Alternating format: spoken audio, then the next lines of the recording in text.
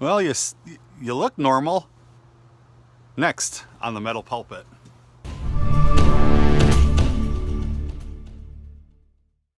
Thanks for joining me for another Metal Pulpit. We're going to do part 3 on the male postpartum depression, and this will be the last one.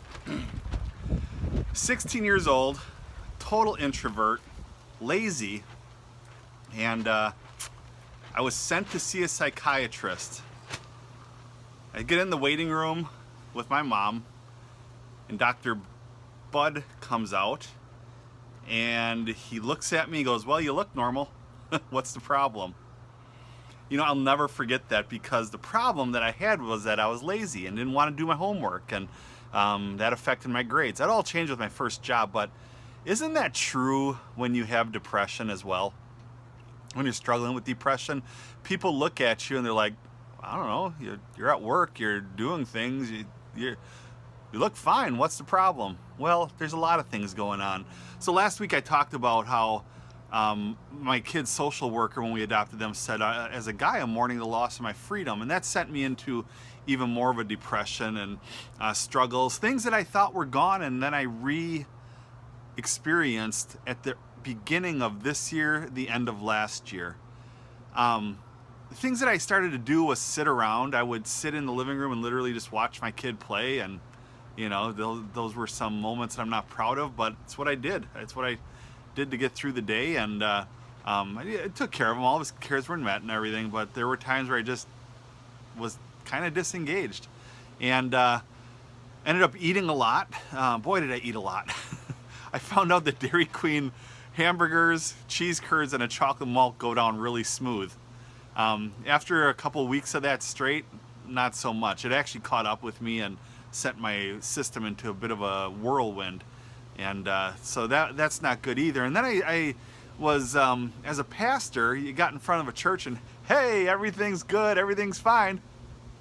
But then inside you're hurting, you're lacking. The people that do say, how are you doing? You don't even want to talk to them, because you're worn out.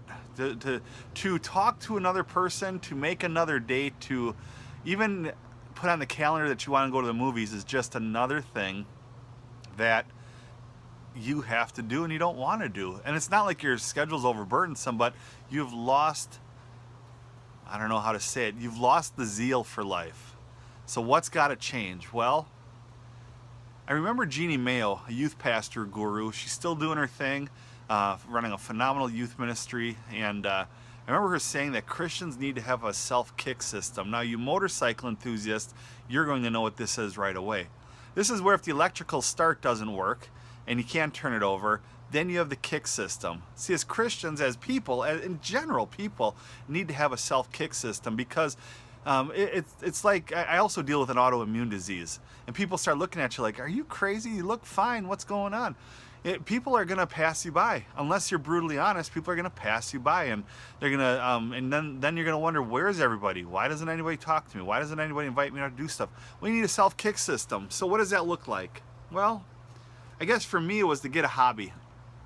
I've really enjoyed making rat bikes, or restoring old vintage bikes. Two of my favorite rides are a 1962 Hiawatha Gambles bike. I put the big ape hanger handles on this bicycle, and it turns heads. And then my other one is a 1941 Hawthorne that I made military edition. And but I've really enjoyed that. It's a tear bike down. I'm not a mechanic. I love tech stuff, but it gets me engaged and engages my mind, and something to do during the rainy days, and quite honestly, winter and fall, which is rapidly approaching. You need something to do. You need to get involved in something. Are you involved in a church? You know, yeah, I realize I and a lot of others on this sanctuary thing, we talk against the church at times and stuff, but for some of you, it's the perfect thing.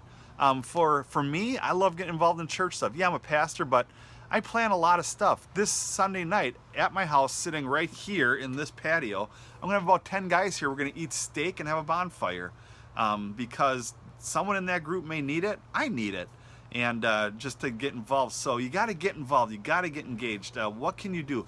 Local involvement in something going on at the library, or a Rotary Club or a Lions Club. It doesn't have to be faith-based. It doesn't have to be faith-based. You can get involved in a reading club or my goodness, there's so many things. If you're a little old lady and you like red hats, there's a red hat club. There's all sorts of things. But the point of this is that you have to snap out of it. It could take weeks. It could take months. It could take years. It could take so long that it becomes such a part of you that you don't want to give it up. Does that make sense? That people do come by you and you bite the hand that feeds you, and you just don't want to give it up because now it's a part of who you are. It's not a good place to live. It's not a good place to be. I can say and speak for my other Sanctuary podcast friends that if you're struggling with depression, email us. Get in touch with us. My email is pastorbobadams@gmail.com. The other guys list theirs on their podcasts.